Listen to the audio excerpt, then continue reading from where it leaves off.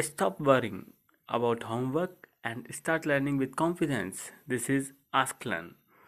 Complete help for every subject. Like, share, subscribe for daily learning videos. So here we're asked to determine oxidation states. So in our first case, we have Cl2. So Cl2 is the most stable elemental form of chlorine. Not necessarily stable, but the elemental form of chlorine. So elemental forms are generally have an oxidation state of 0. In our second case, we have Fe3 plus. And remember that the oxidation state should typically equal the charge of the ion. So in this case, the charge of the ion is 3 plus, so the oxidation state would be plus 3. We typically express the addition sign or the negative sign prior to distinguish it from charges.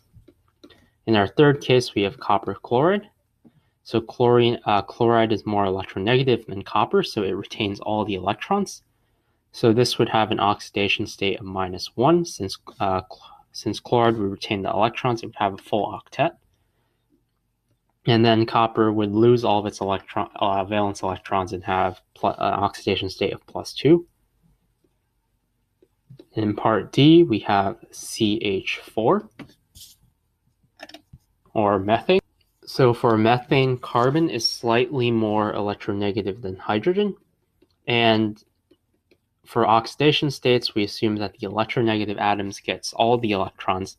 So carbon, as a result, would have 8 valence electrons, so carbon would be -4, while hydrogen would lose all its electrons, so it would have 0 valence electrons, so hydrogen would be +1.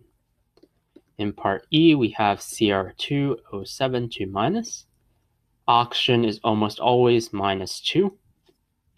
And then in order to equal the charge of the ion, chromium would have to be +6. In our last case, we have HSO4-.